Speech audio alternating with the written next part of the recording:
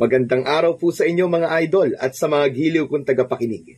Nagkita-kita po tayong muli. Ako po ang inyong Tito Blair. Sa araw po na ito, pakinggan po natin ang kwento ni Cardo. Isang dating antingero at manunugis na mga aswang na tinaguriang pinakamabangis sa lahat.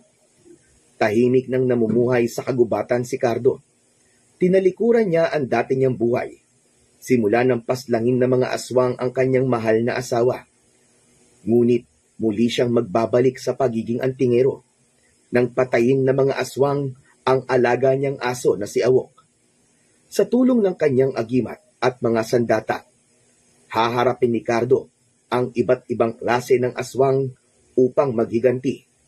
Ngunit sapat nga ba ang kanyang lakas at tapang para labanan ang grupo ng mga aswang na pinamumunuan ng makapangyarihang si Agustin? Ano ang kanyang mga pagdadaanan bago makaharap ang anak nito na siyang pumatay sa kanyang aso? At ano ang kanyang matutuklasan na mas lalong nagpaliyab sa kanyang matinding galit laban sa kampon ng kadiliman na sanhi ng kanyang pag-iisa? Sabay-sabay po nating pakinggan ang kwento ng manunugis na minsan nang piniling mamuhay ng tahimik at payapa, ngunit pilit na inihila sa kanyang madugong buhay. Ngunit bago po ang lahat mga idol, huwag naman po nating kalimutan mag-subscribe at i-hit ang notification bell sa aking YouTube channel na The Voice Addict para sa mas marami pang makapigil hiningang kwentong aswang at katatakutan mula sa mundo ng kababalagan. Umpisahan na po natin ang kwento. Ilang taon nang naninirahan ang 40 anyos na si Cardo Di Magiba sa kanyang bahay na nasa gitna ng kagubatan kasama ang kanyang aso na si Awok. Natagpuan niya noon si Awok sa kalsada na nanghihina at puro sugat. Nang dahil sa maayos na pag-aalaga ni Cardo kay Awok, ay bumalik ang sigla ng dati ay palaboy na aso. Kilala si Cardo noon bilang pinakamabangis, malupit at mahusay na antingero na nanunugis ng mga aswang. Ngunit ang bagay na yon ay matagal na niyang tinalikuran nang balikan ng mga aswang ang kanyang mahal na asawa na si Karen. Dahil hindi siya kayang patayin ng mga aswang, si Karen ang pinagbuntunan ng mga yon. Simula noon ay kinalimutan na ni Cardo ang pagiging isang antingero at manunugis. Alam niya na lahat ng taong malapit sa kanya ay mapapahamak ng dahil sa kanya. Nagdesisyon siyang magpatayo ng malaking bahay sa gitna ng kagubatan. Isang tahanan na malayo sa mga tao at sa mga aswang. Isang umaga, tahimik ang buong kagubatan habang abala si Cardo sa pagtatanim ng gulay sa malawak niyang bakuran. Kung tutuusin, lahat ng kailangan ni Cardo para mabuhay ay naroon na. Bukod sa may taniman siya ng iba't ibang gulay, ay meron siyang sariling linya ng tubig na nagmumula sa bundok na hindi kalayuan sa kinatatayuan ng kanyang tirahan. May kuryente rin siya roon dahil meron siyang generator. Ang kanyang bahay ay gawa sa kahoy at simento. Malaki, ngunit simpleng bahay lang ang kanyang tirahan. Meron yung 2 palapag. Hindi rin niya problema ang pera dahil marami siyang negosyo na pinapatakbo ng iba't ibang tao na pinagkakatiwalaan niya. Nasa tabi ni Cardo ang aso niyang si Awok na siyang nag-iisa niyang kasama sa buhay. Natagpuan niya noon si Awok sa kalye. Payat ito, nanghihina at parang mamamatay na. Nakaramdam kagad siya ng koneksyon kay Awok nang makita niya ito, kaya hindi siya nagdalawang isip na kunin at ipagamot ang aso hanggang sa bumuti ang kalagayan nito. Kumusta ka na, Awok? Nakatulog ka ba na maayos kagabi? 3 magkakasunod na tahol ang isinagot ni Awok kay Cardo na tila naiintindihan siya ng aso. Napangiti naman si Cardo at tumigil sandali sa kanyang ginagawa upang haplusin ang ulo ni Awok.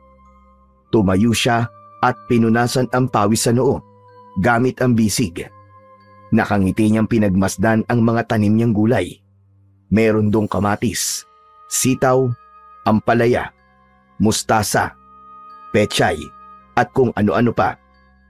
Ang makita na maganda ang tubo ng mga tanim niya ay simpleng kasiyahan na para kay Cardo. Halika, Awok. Mag-aalmusal na tayo. Alam ko kaya ka nandito ay nagugutom ka na. Naglakad si Cardo papunta sa loob ng kanyang bahay habang nakasunod si Awok sa kanya.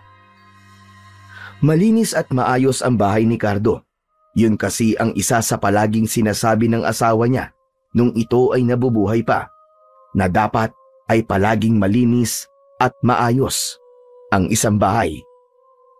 Sa dining area niya ay may isang malaking hapagkainan na gawa sa kahoy, ilang simpleng muebles at mga litrato ng yumaong asawa ni Cardo na nakasabit sa dingding. Habang nilalagyan ni Cardo ng dog food ang bowl ni Awok, ay kinausap niya itong muli. Alam mo ba, Awok? Minsan, iniisip ko kung bakit pinili kong dito manirahan. Pero kapag nakikita kita, parang tama naman ang desisyon ko. Ikaw na ang buhay ko ngayon. Dahil alam ko na tapat ka sa akin at mahal mo ko. Tumawol si Awok at sinimulan nitong kumain. Inihanda naman ni Cardo ang kanyang almusal at habang kumakain ay tumingin siya sa malaking bintanang salamin na tanaw ang likurang bahagi ng kanyang bahay. Tahimik at payapa ang paligid. Tila walang puwang ang gulo sa buhay niya sa gitna ng kagubatan na yon. At wala siyang ibang nais kundi maging panghabang buhay na ang kapayapaan na yon sa buhay niya, kasama ang alaga niyang si Awok. Sa kalagitnaan ng tahimik na gabi, habang malalim ang tulog ni Cardo sa kanyang kwarto, bigla siyang nakakita ng malabo at nakakakilabot na imahe sa kanyang panaginip. Para siyang naglalakbay pabalik sa nakaraan, sa araw na binago ng trahedya ang kanyang buhay. Naglakad si Cardo papunta sa pinto ng kanilang lumang bahay sa bayan. Madilim ang bahay sa kanyang pagpasok at agad siyang sinalubong ng amoy ng dugo. Biglang nilukob ng kaba ang buo niyang pagkatao. Nanginginig ang kamay na pinindot ni Cardo ang switch ng ilaw. Sa pagbaha ng liwanag ay doon nakita niya sa sahig ng sala ang katawan ng kanyang asawang si Karen. Wakwak ang tiyan nito, kalunos-lunos ang itsura. Marami itong sugat sa buong katawan at halatang pinahirapan muna ng gusto bago tuluyang pinatay. Napaluhod si Cardo sa harapan ng kanyang asawa. Nanginginig siya sa puot at lungkot. Hindi niya alam kung paano hahawakan o yayakapin si Karen dahil sa kalagayan ng katawan nito. Karen! Karen, asawa ko! Anong ginawa nila sa'yo? Habang nakatitig sa bangkay ng asawa, may nakita siyang papel sa tabi nito. Pinulot niya yon at nanginig ang kanyang mga kamay nang basahin niya yon. Cardo, tumigil ka na sa pagpatay sa amin. Kung hindi, uubusin namin ang lahat ng mahal mo sa buhay. Napuno ng galit ang puso ni Cardo. Nilukot niya ang papel sa kanyang mga kamay, ngunit hindi niya na alam ang kanyang gagawin. Ang kanyang hiyaw ng paghihirap ay pumuno sa bahay, habang ang imahe ng asawa niyang si Karen ay nananatiling nakatanim sa kanyang isipan. Biglang nagising si Cardo mula sa bangungot na yon. Humihingal siya at pawisan, at malakas ang tibok ng kanyang puso. Agad namang lumapit si Awok sa kanya na tahol ng tahol na parang nararamdaman nito ang gulo sa kanyang kalooban. Hinaplos ni Cardo ang ulo ni Awok habang pilit na pinakakalma ang sarili. Ngunit hindi niya maalis sa isip niya ang nakita niya sa kanyang panaginip. Tumahimik na si Awok at nanatili sa tabi ni Cardo habang nakapatong ang ulo nito sa kanyang hita. Sa gabing yun, nanatiling gising si Cardo at hindi niya naiwasan na muling balikan ang mga dahilan kung bakit niya piniling itigil na ang buhay bilang antingero at isang manunugis. Kinaumagahan, nagising si Cardo nang maramdaman niya ang sikat ng araw na tumatama sa mukha niya mula sa malaking bintanang salamin ng kanyang kwarto. Bumangon siya mula sa kanyang kama at agad siyang napatingin sa malaking larawan ni Karen na nakasabit sa dingding ng kanyang silid. Yun ang larawan ng asawa niya nung ikinasal sila. Napakaganda ni Karen sa larawan na yon. Nakangiti at punong-puno ng buhay. Malayo yun sa Karen na nakita niya nung pinatay ito ng mga aswang. Agad na bumigat ang dibdib ni Cardo at hindi niya napigilang lumapit sa larawan. Marahan niyang hinaplos ang larawan ng namayapa niyang asawa. Ang mga daliri niya ay nanginginig habang tinititigan ang masayang muka ni Karen. Napapikit siya at muling bumalik sa kanyang isipan ang imahe ni Karen nung gabing natagpuan niya itong wala ng buhay. Patawad, Karen.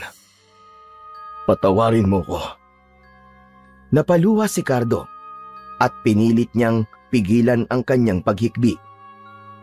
Naprotektahan ko napakaraming tao noon. Pero ikaw pa na pinakamahalaga sa akin. Ang hindi ko naprotektahan. Patawarin mo ko, mahal ko. Patawarin mo ko. Huminga siya ng malalim, ngunit lalo lamang bumigat ang kanyang pakiramdam. Napayuko siya at napahawak sa sariling dibdib. Pakiramdam niya ay sinasakal siya ng bigat ng sarili niyang konsensya. Kung alam ko lang na ikaw ang magiging kapalit ng lahat ng ginawa ko, hindi ko na sana pinili pang maging isang antingero at manunugis. Pangako, Karen, kahit anong mangyari, hindi na nila magagawa ito ulit sa akin. Hindi na nila madadagdagan ng mga nawala sa akin. Tumahol si Awok at napatingin si Cardo sa kanyang aso na parang nararamdaman nito ang lungkot niya. Bago siya lumabas ng silid, ay muli niyang tiningnan ang larawan ni Karen. Hindi kita kakalimutan, Karen. Mahal na mahal kita. Iniwan ni Cardo ang silid na yon na may pangakong hindi na muli niyang hahayaan na may mawala pa sa kanya nang dahil sa pagtugis niya sa mga aswang. Habang nag-aalmusal, ay napansin ni Cardo na madilim ang kalangitan. Alam niya na may paparating na malakas na ulan, kaya matapos kumain ay siniguro niya na magiging maayos ang mga pananim niya bago bumagsak ang ulan. Hindi nga siya nagkamali dahil pagsapit ng tanghali ay biglang bumuhos ang malakas na ulan. Walang tigil ang ulan na sinabayan pa ng kulog at kidlat. Hindi na umalis si Awok sa tabi ni Cardo dahil takot ito sa tunog ng kulog. Inabot na ng gabi ang malakas na pag-ulan na yon. Nang sandaling yon ay nasa sala si Cardo habang nakaupo sa malambot na sopa. May mainit na tsokolate sa mesa, sa tabi niya na umuusok pa. Hawak niya ang isang makapal na aklat tungkol sa mga sinaunang alamat at tahimik siyang nagbabasa habang naririnig ang patuloy na pagbagsak ng ulan sa bubong ng kanyang bahay. Napahinto si Cardo sa pagbabasa nang biglang may malakas na katok na umalingaw-ngaw mula sa labas ng pinto. Malakas na tumawol si Awok, pero nang saway niya ito, ay agad naman itong tumahimik. Ibinaba niya ang aklat at naglakad ito patungo sa pinto. Muli niyang narinig ang mga katok. Sino yan? Narinig niya ang boses ng isang lalaki mula sa labas. Magandang gabi po. Ako po si Isagani. Naliligaw kami ng mga kasama ko eh. Baka naman pwedeng makituloy kahit ngayong gabi lang. O kaya hanggang sa tumigil ang ulan. Pinagmasdan ni Cardo ang pinto at nag-isip kung dapat ba niyang pagbuksan ang mga taong estranghero sa kanya. Umanap na lang kayo ng ibang masisilungan. Wala na po kaming ibang mapupuntahan Napakadilim at napakalakas ng ulan. Parang awa niyo na po. Papasukin niyo na kami. Muling tumahimik si Cardo. Nilingon niya si Awok na nakatingin sa kanya. Tumahol ito ng isang beses na parang nagbabala. Nagtaka si Cardo dahil simula nang manirahan siya ron, kahit isang beses ay walang naligaw na tao roon. Kaya ang pangyayaring yun ay katakataka para sa kanya. Maawa na po kayo. Basang-basa na po kami. At baka hindi na namin kayanin ang lamig. Huwag po kayo mag-alala. Hindi po kami masasamang tao. Napabuntong hininga si Cardo. Hindi pa rin siya komportable sa ideya ng pagbubukas ng pinto ng kanyang bahay sa hindi niya kilala. Ngunit naisip niyang hindi niya kayang baliwalain ang sitwasyon ng mga tao sa labas, lalo na't patuloy ang malakas na ulan. Hanggang sa inalis na ni Cardo ang mga lock ng pinto at binuksan na niya yon. Bumungad sa kanya ang tatlong lalaki. Nasa unahan ang isang matangkad na lalaki na sa tansya niya ay nasa 30 anyos. Maputi ang balat nito at may manipis na balbas. Baka sa mukha nito ang pagod at pag-aalala. Wala naman siyang naramdaman na kakaiba sa tatlong lalaki. Sige na. Pumasok na kayo. Maraming salamat po. Napakabuti po ninyo. Nang pumasok na ang tatlo, ay isinarado kagad ni Cardo ang pinto. Tumayo ang tatlo sa gilid ng pinto habang nanginginig. Napansin niya ang malalaking bag sa likod ng mga ito, habang ang pinakamatangkad ay may dalang shotgun. Tila naman napansin ng lalaki na nakatingin si Cardo sa hawak nitong baril, kaya agad itong nagpaliwanag. Ito po ba? Mangyaring nangangaso po kami sa gubat, kaya may dala akong baril. Naligaw kami hanggang sa inabutan kami ng ulan. Yan lang muna kayo. Ikukuha ko kayo ng tuwalya at pamalit na damit. Baka magkasakit pa kayo Umakyat si Cardo sa ikalawang palapag ng kanyang bahay. Kumuha siya ng 3 tuwalya at mga damit para sa 3 lalaki. Nang bumalik siya sa sala, ay nakatayo pa rin ang mga lalaki sa lugar kung saan niya to iniwan. Inabot niya ang mga dala niya sa matangkad na lalaki. Heto ang tuwalya at mga damit. Magpalit kayo para hindi kayo magkasakit. Naroon ang banyo. Itinuro niya ang banyo na malapit sa kusina. Maraming salamat po ulit. Hindi po namin malilimutan ang kabutihan niyo sa amin. Kinuha ng lalaki ang mga tuwalya at damit at iniabot ang mga yun sa mga kasama. Habang papunta ang tatlo sa banyo, sinundan ng tingin ni Cardo ang mga yun. Ibinulong niya sa kanyang sarili na sana ay hindi siya nagkamali na pinapasok niya ang 3 lalaki sa kanyang bahay. Habang nag-aayos ang 3 lalaki sa banyo, ay nagpunta si Cardo sa kusina.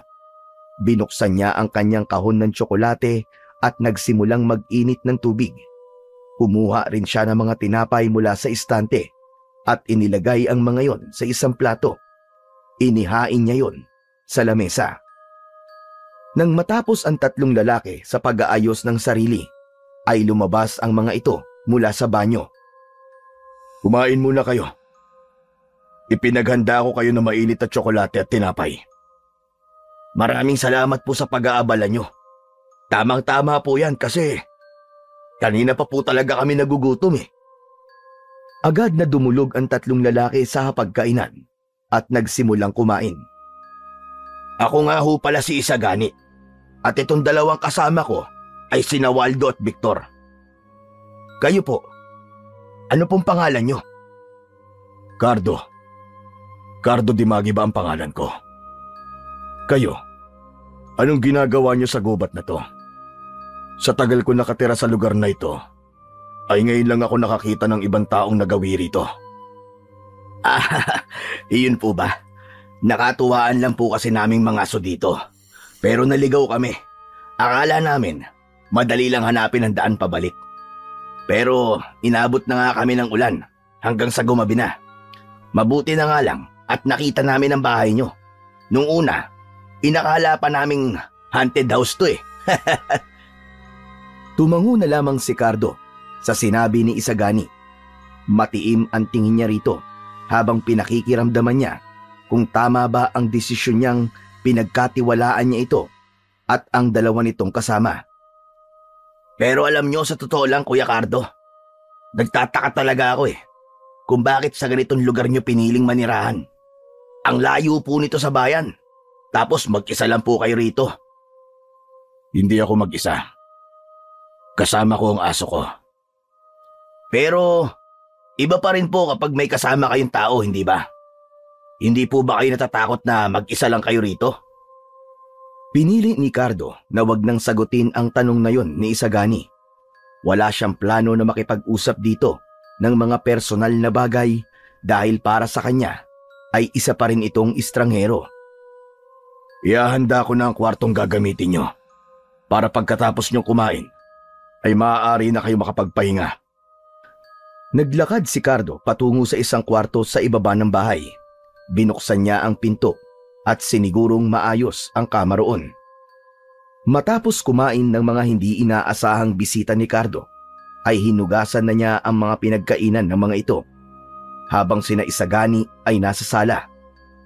Nang matapos na siya, ay tinuyo niya ang kanyang mga kamay sa basahan at pinuntahan ang tatlo. Kung gusto niyo na magpahinga, pwede niyo nang gamitin yung kwartong yon. Maayos na yon. Maraming salamat po Kuya Cardo. Pasensya na rin ho kung nakaabala kami. Kapag huminto na po ang ulan, aalis na rin kami kagad. Walang problema. Pero mukhang bukas pa ng umaga hihinto ang ulan na yan. Tumayo si Isagani at tiningnan nito si Awok na nakahiga malapit sa may pintuan. Ayos ah. Ang cute naman ng aso mo. Anong pangalan niya, Kuya Cardo? Awok. Awok ang pangalan niya.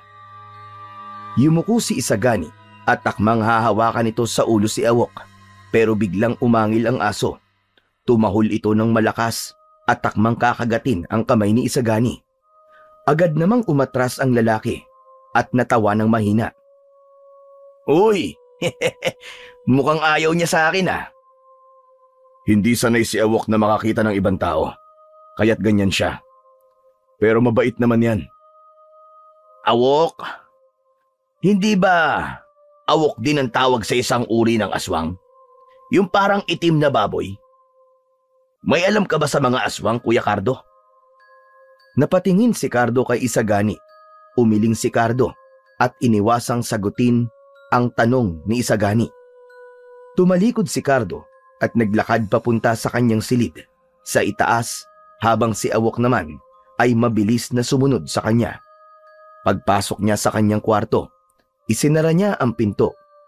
Agad namang pumesto ng higa si Awok sa tapat ng pinto na para bang nagbabantay ito. Sa gitna ng mahimbing na tulog ni Cardo ay bigla siyang nagising sa tunog ng kalampagan mula sa ibaba. Agad siyang bumangon mula sa kama at napansin niyang wala si Awok sa paanan ng kanyang higaan kung saan palaging natutulog ang aso niya. Awok? Awok? Nagtaka si Cardo dahil hindi karaniwang hindi kagad lumalapit ang aso niya kapag tinatawag niya ito. May kung anong bigat na nararamdaman si Cardo sa dibdib niya na para bang may mali ng mga oras na yon. Tumayo siya at binuksan ng ilaw sa kwarto. Nanatiling tahimik ang paligid maliban sa kalampagan sa ibaba. Lalong bumilis ang tibok ng puso niya. Muling tinawag ni Cardo ang kanyang aso, ngunit hindi pa rin yun lumapit sa kanya. Kinuha niya ang isang itak na nakasabit sa dingding. Hinawakan niya yon ng mahigpit bago binuksan ang pinto ng kanyang kwarto. Naglakad siya at marahang bumaba sa hagdan. Pagdating niya sa dulo ng hagdan, Agad niyang napansin ang kaguluhan sa sala. Nagkalat ang mga gamit sa sahig. Ang mesa ay nakataob at ang mga pinggan at tasa ay nagkabasag-basag. Nanlaki ang mga mata niya nang makita ang 3 aswang na lumabas mula sa kusina. Huminto ang mga yon at tinignan siya habang may nakakalokong ngiti sa labi. Nagkamali ka ng pinatuloy sa bahay mo, Cardo. Ganito ang nangyayari kapag masyado kang mabait. Ang totoo, ginagawa talaga namin to. Nagkukunwari kaming nangangailangan ng tulong at kapag pinatuloy kami sa bahay, ay pinapatay namin ang lahat ng nakatira roon. Mga hayop kayo! Sinasabi ko na nga ba? Kaya masama ang kutob ko sa inyong 3 eh. Mga aswang kayo! Nasaan ang aso ko? Hayaan mo. Malalaman mo rin kung nasaan ang aso mo. Hindi kumibo si Cardo. Mas lalong humigpit ang pagkakahawak niya sa itak. Sa loob ng mahabang panahon, iniwasan niyang muling makipaglaban sa mga aswang. Pero nang sandaling yon, alam niya na hindi na siya makakaiwas at kailangan niyang ipagtanggol ang sarili. At si Awok. Humakbang si Isagani palapit sa kanya. Ano, Cardo? Handa ka na bang mamatay? Ikaw ang dapat magtatanong yan sa sarili mo. Nagkamali kayo ng bahay na pinasok. Tumayo ng tuwid si Cardo at hinanda ang sarili sa pakikipaglaban sa 3 aswang. Nagsimula nang lumapit sina Isagani at ang 2 pang aswang sa kanya. Ang 2 aswang ay lumayo kay Isagani. Huminga ng malalim si Cardo. Wala siyang takot na nararamdaman dahil ilang beses na siyang nakipaglaban sa mga aswang noon.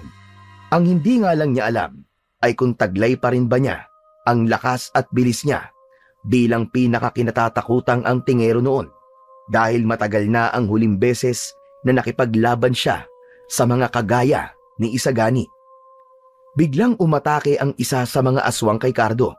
Nang akmang kakalmutin siya nito, ay agad siyang yumuko sa baytarak ng itak sa tagiliran ng aswang. Marahas niyang hinugot ang itak at tumilamsik ang dugo ng aswang sa kanyang muka. Agad na sumunod ang isa pang aswang at sinubukang sakmalin si Cardo. Malakas niyang sinipa sa dibdib ang aswang at nang mawalan ito ng balanse ay bumelo siya at saka inatake ang aswang. Sinaksak niya ito ng paulit-ulit sa dibdib hanggang sa tuluyan na yung nawalan ng buhay. Magaling ka palang makipaglaban, Cardo. Pero tingnan natin kung uubra ka sa akin. Si Isagani na ang sumugod kay Cardo. Mas mabilis ito kaysa sa 2 kasama nito. Tumalon ito sa ere habang ang mga kuko ay nakaumang kay Cardo. Imbis na umiwas, ay hindi umalis si Cardo sa kanyang kinatatayuan. Sinalubong niya ng itak si Isagani at tumama ang talim ng itak sa kamay nito na nag-iwan ng malalim na sugat. Napaatras si Isagani at galit na umangil. Hindi na kayo makakalabas ng bahay na ito ng buhay. Lalo ka ng hayop ka. Masyado kang mayabang. Sa tingin mo ba, ay uubra ka sa isang kagaya ko na dating antingero at manunugis? Wala akong pakialam kung manunugis ka. Pero huwag kang mag-alala dahil babalikan kita. At pagbalik ko, sisiguraduhin kong mapapatay na kita. Mabilis na tumakas sina Isagani at ang isa pang aswang. Binasag ng mga ito ang salamin na bintana at lumabas mula roon ang 2. Agad na tumakbo si Cardo palabas ng bahay at hinabol ang mga yun sa gitna ng ulan. Bumalik kayo! Tapusin niyo ang sinimulan niyo! Mga duwag!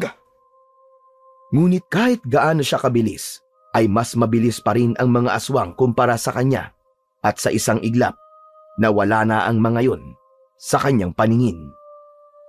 Tumigil si Cardo sa paghabol kina Isagani at nagsimula siyang bumalik sa loob ng kanyang bahay. Nang makabalik siya sa loob, ay nakita niya ang bangkay ng aswang na napatay niya na nakahandusay sa gitna ng sala. Nilagpasan niya lamang yon at sinimulang hanapin si Awok. Paulit-ulit niyang tinawag ang pangalan ng kanyang aso, ngunit nanatiling tahimik ang paligid. Doon na naramdaman ni Cardo ang malamig na kilabot sa kanyang dibdib. Bumigat ang kanyang hakbang nang suyuri niya ang kanyang bahay. Bawat sulok ay tinitignan niya sa pag-asang makikita niya roon ang kanyang alagang si Awok. Maya-maya pa, napansin niyang nakabukas ang pinto sa likod ng bahay. Lumabas siya at doon ay natagpuan niya si Awok. Tumigil ang mundo ni Cardo nang makita na wala ng buhay ang kanyang aso. Nakahandusa yun sa putikan at may malalim na sugat sa leeg nito. Sigurado siya nakagat yun ng isa sa mga aswang. Dahan-dahang lumapit si Cardo kay Awok. Yumuko siya at nanginginig ang mga kamay na dinampot ang aso niya. Ikinulong niya yon sa kanyang mga bisig. Walang salitang lumabas mula sa kanyang bibig. Ngunit ang mga mata niya ay puno ng kalungkutan at puot. Matagal siyang nanatili sa ganoong posisyon habang ang mga luha niya ay walang patid na dumaloy. Muling naramdaman ni Cardo ang sakit ng mawalan ng mahal sa buhay. Kung sa iba, isang aso lamang si Awok, ngunit para sa kanya ay isang pamilya ang kanyang aso. Ito ang naging kasama niya sa matagal na panahon. Hinaplos ni Cardo ang ulo ni Awok. Tumingin siya sa itaas at isang malakas na sigaw ang kumawala sa kanyang lalamunan.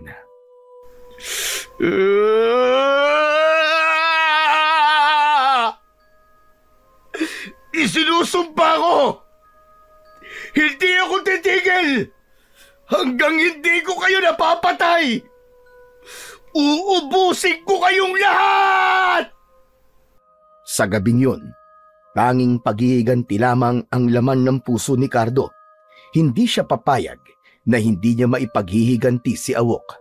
Hahanapin niya si Isagani at ipaparamdam niya rito ang sakit na pinaramdam nito sa kanya sa pagpatay nito sa kanyang pinakamamahal na aso. Maya-maya pa ay sinimulan ni Cardo ang paghuhukay sa likod ng kanyang bahay. Bahagya nang humina ang ulan ng mga oras na yon. Matapos maghukay ay ibinalot niya sa puting kumot ang walang buhay na si Awok. Maingat niyang inilagay ang aso sa hukay at binuksan niya ang kumot upang makita sa huling pagkakataon si Awok. Nalungkot siya dahil hindi niya na maririnig ang masiglang tahol ng kanyang aso tuwing umaga. Wala nang sasalubong sa kanya kapag umuwi siya sa bahay mula sa kung saan. Salamat, Awok. Hinding-hindi kita makakalimutan. Patawarin mo ko kung hindi kita naprotektahan. Pero nangangako ko sa'yo na magbabayad ang gumawa nito sa'yo. Kinuha ni Cardo ang pala at tinabunan ng lupa ang katawan ni Awok.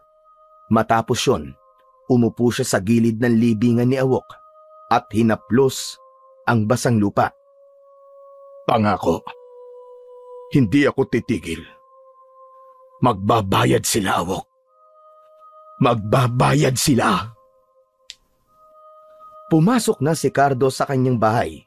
Sa sala ay naroon pa rin ang bangkay ng pinatay niyang aswang. Hinila niya yon papunta sa likod ng bahay. Saglit siyang bumalik sa loob ng kanyang bahay at kinuha ang isang galon ng kerosin at posporo.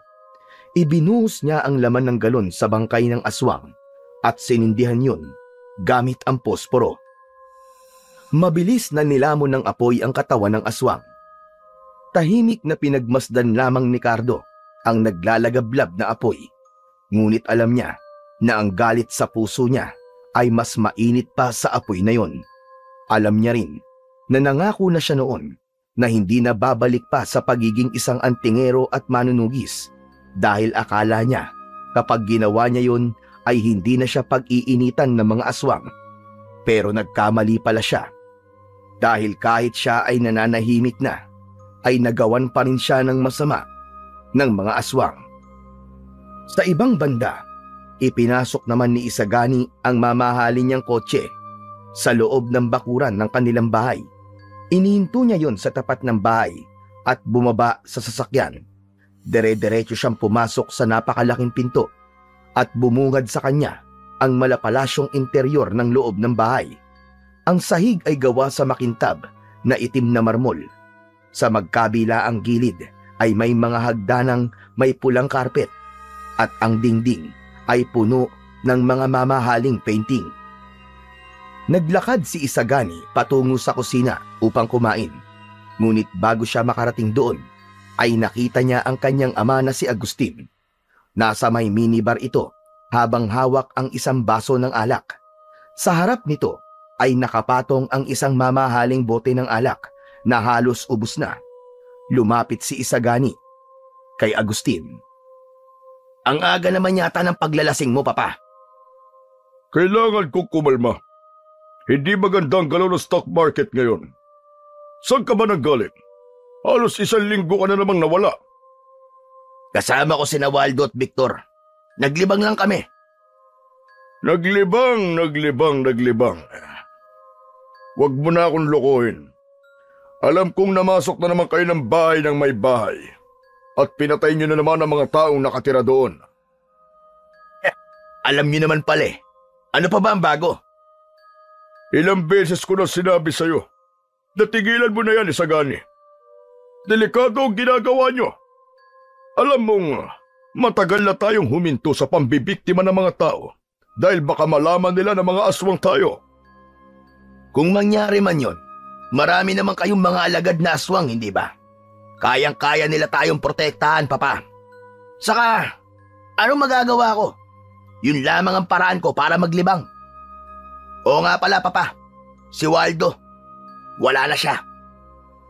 Napahinto si Agustin sa pag-inom. Dahan-dahan itong ibinaba ang baso at tumingin ng diretso kay Isagani. Anong ibig mo sabihin? Nagtaas ng balikat si Isagani. Parang wala lang. Inatay si Waldo ng lalaki sa huling bahay na pinasok namin. Yan na nga ba ang sinasabi ko? Hindi magtatagal ay makakahanap kayo ng katapat nyo. Ikaw, Isagani, sinasabi ko sa'yo, itigil nyo na ang kahibangan na ginagawa nyo ng mga kaibigan mo. Relax! Relax lang, Papa. Sugat lang sa kamay ang nakuha ko. Buhay pa naman ako hindi ba? Nandito ako sa harap nyo nakatayo. Pero yung lalaki sa uling bahay na pinasok namin, kakaiba siya, Papa. Kakaiba siya. Kakaiba? Anong ibig mo sabihin? Ang sabi niya, dati siyang antingero at manunugis. Mukhang totoo naman kasi biyasa siya sa pakikipaglaban sa mga aswang. Kaya nga tumakas na lang kami ni Victor. Sandali, ano nga bang pangalan ng lalaking yun? Pilit na inalala ni Isagani ang pangalan ng lalaki na pumatay kay Waldo.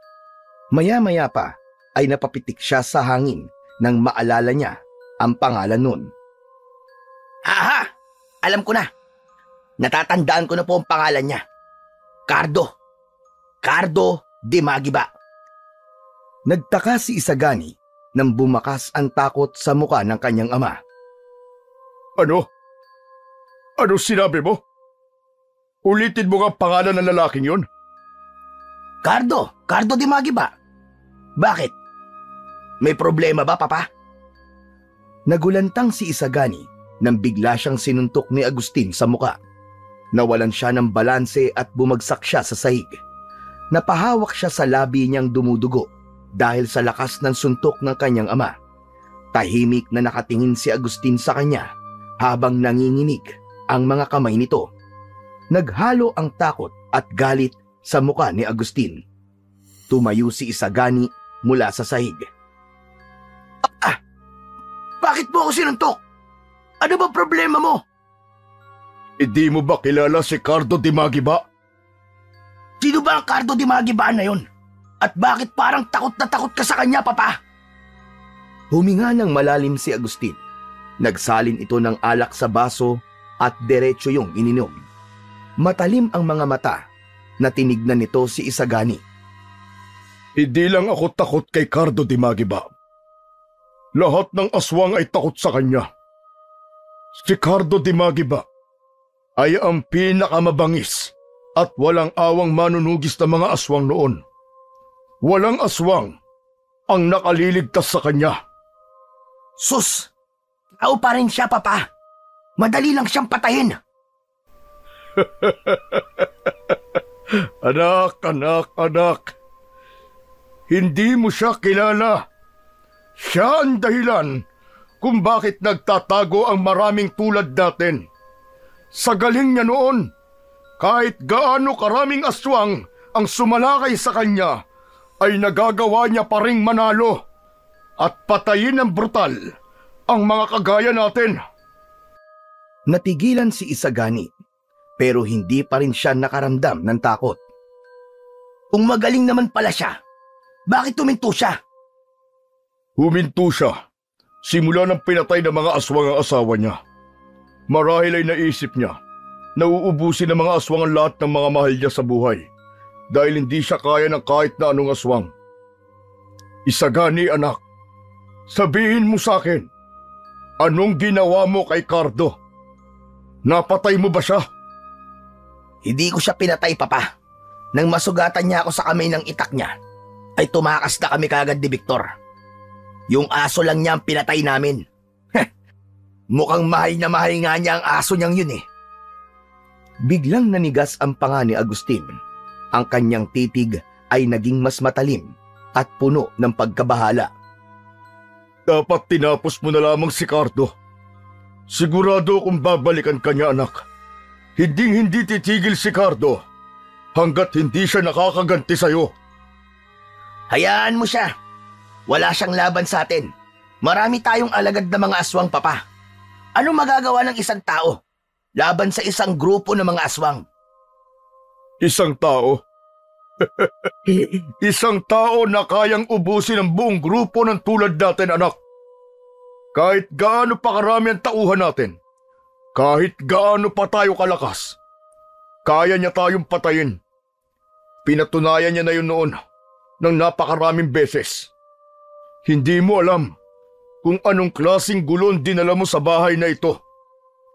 Ikaw, Isagani, kahit kailan, sakit ka talaga sa ulo. Hindi nakasagot si Isagani. Napansin niya ang bahagyang panginginig ng boses ng kanyang ama. Yun ang kauna-unahang beses na nakita niyang natakot si Agustin, na lider ng pinakamalakas na grupo ng mga aswang. Kailangan kong kausapin si Cardo. Ako na mismo ang hihingi ng tawad sa kanya. At ipagdasal mo na patawarin kanya, Isagani. Dahil kung hindi, baka mawalan ako ng isang anak. Natahimik si Isagani.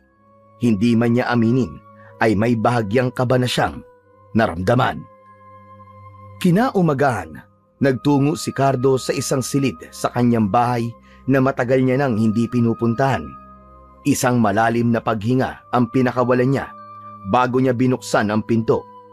Pagpasok niya sa loob ay bumuhos ang napakaraming alaala sa utak niya nang makita ang mga gamit na naroon. Sa dingding ay nakasabit ang iba't ibang uri ng sandata, mga itak, buntot ng pagi, sibat, pana, at patalim na ginagamit niya noon bilang isang manunugis ng mga aswang. Sa gitna ng silid ay may isang lamesa na puno ng iba't ibang agimat. Hinawakan ni Cardo ang isa sa mga itak. Agad niyang naramdaman ang pamilyar na pakiramdam nun sa kanyang kamay. Hindi niya inakalang muli niyang gagamitin ang mga bagay na yon pagkatapos ng mahabang panahon. Para sa kanya, ang mga araw ng digmaan laban sa mga aswang ay isang bahagi ng kanyang nakaraan na matagal niya nang nilibing. Ngunit ng sandaling yon, muli niyang bubuhayin ang bahaging yon ng kanyang pagkatao upang ipaghiganti ang alaga niyang si Awok. Habang tinitignan niya ang mga sandata, ay may narinig siyang mga pagkatok mula sa pinto sa ibaba. Agad niyang ibinaba ang hawak na itak at bumaba sa sala. Pagbukas niya ng pinto, ay natigilan siya nang makita ang isang lalaki na matagal niya nang hindi nakikita. Walang iba kung hindi si Agustin, ang lider ng isang kilalang grupo ng mga aswang. Cardo Di Magiba, kumusta ka na? Agustin, Anong ginagawa mo rito? Paano mo nalaman kung saan ako nakatira? Pinagtanong-tanong ko lang, Cardo. Hindi naman mahirap alamin kung nasaan ang kinatatakutang antingero at manunugis na mga aswang. Hanggang ngayon ay kilalang kilala ka pa rin. Kaya may ilan pang nakakaalam kung nasan ka. Hindi nagsalita si Cardo. Nanatili siyang nakatitig kay Agustin. Isa si Agustin at ang grupo nito sa mga nakalaban niya noon. Marami sa mga alagad nitong aswang ang napatay niya, hanggang sa mismong si Agustin na ang sumuko at nangako na hindi napapatay na mga tao ang grupo nito. Cardo, maaari ba akong pumasok? Wala ko rito para manggulo o gumawa ng masama. Gusto lang kita makausap. Sandaling nag-isip si Cardo. Alam niyang hindi basta-basta pupunta si Agustin sa bahay nito nang walang mahalagang dahilan. Sige, pumasok ka. Maraming salamat, Cardo. Umalis si Cardo sa harapan ng pinto at tuluyan nang pumasok si Agustin. Umupo ito habang si Cardo naman ay nanatiling nakatayo sa harapan nito. Iginala ni Agustin ang mata sa kabuuan ng bahay. Tumingin ito sa kanya at ngumiti. Maganda ang bahay mo, Cardo. Tahimik. Malayo sa gulo. Hindi sumagot si Cardo. Kumusta ka na pala, Cardo? Napakatagal na nung huling beses tayo nagkita. Huwag ka na magpaligoy-ligoy, Agustin. Sabihin mo nang sadya mo rito. Cardo, may mahalagang bagay ako na dapat sabihin sa'yo. Nakarating sa akin na may mga aswang na pumasok dito sa bahay mo at pinatay nila ang aso mo. Paano mo nalaman ang bagay na yan? Isa ba sa mga tauhan mo mga aswang na yon? Hindi agad nakasagot si Agustin. Naramdaman naman ni Cardo ang pag-aalinlangan nito na sagutin ang tanong niya. Mangyaring hindi ko tauhan ang gumawa nun. Cardo, anak ko si Isagani. Tumiim ang bagang ni Cardo. Mariin niyang naikuyom ang kanyang mga kamao. Kaya pala alam mo nangyari. Anak mo ang walang yang Isagani na yon. Bata pa si Isagani, Cardo. At aminado ko na kung ano-ano ang ginagawa niya. Ako na ang humihingi ng tawad sa nagawa niya sa'yo. Pinatay niya ang aso ko. Pinatay niya ang aso ko, Agustin. Alam mo ba kung gaano kahalaga si Awok sa akin? Kaya nga humihingi ako ng tawad, Cardo. Alam ko malaking kasalanan ang ginawa ni Isagani. Pero nagsisisi na siya. Hayaan mong ako na ang dumisiplina kay Isagani. Kung talagang nagsisisi siya, dapat narito siya ngayon sa harap ko para humingi ng tawad sa akin. At hindi dapat ikaw ang gumagawa nun para sa kanya. At kahit tumingi pa siya ng tawad sa akin, hindi na maibabalik pa ang buhay ng aso ko. Ngunit, aso lang naman ang pinatay niya, Cardo. Kung gusto mo, papalitan ko na mas magandang aso ang pinatay na aso ni Isagani. Hindi lang basta aso si Awok. Pamilya ko siya. Siya ang tanging kasama ko simula na mawala ang asawa ko. Pero pinatay siya ng anak mo, na parang wala lang. Ganun ba kababaw para sa'yo ang buhay na kinitil niya? Cardo, hindi yun ang ibig ko sabihin. Patawarin mo ako. Mali ako. Hindi ko dapat sinabi yun. Pero alam mo, Agustin, maraming salamat sa'yo. Dahil sa'yo, alam ko na kung nasan si Isagani. Hindi na ako mahihirapan na tugisin siya. Cardo, wag. Wag naman. Alam ko nasa isip mo. Nakikiusap ako sa'yo, ayusin na lang natin ito. Kaya nga ako naparito para makiusap sa'yo eh. Patawarin mo na lang ang anak ko. Kakausapin ko siya at sa susunod ay kasama ko na siya rito para personal na humingi ng tawad sa'yo. Huwag mo na siyang papuntahin dito para humingi ng tawad. Dahil hindi ko siya kayang patawarin. Sabihin mo sa anak mo, magtago na siya at galingan niya sa pagtatago. Ano ba talaga ang balak mo kay Isagani, Cardo? Buhay ang kinuha niya, Agustin. Kaya buhay din ang dapat niyang ibayad. Hindi ako titigil hanggat hindi ko napapatay si Isagani. Parang tinamaan ng kidlat si Agustin sa kanyang narinig. Halatang hindi nito inasahan ang sagot ni Cardo. Tumayo ito at naglakad papalapit kay Cardo. Nagpakumbaba na ako sa iyo, Cardo. Humingi ako ng tawad para sa ginawa ng aking anak. Pero napakatigas mo. Hindi mo ba kayang magpatawad?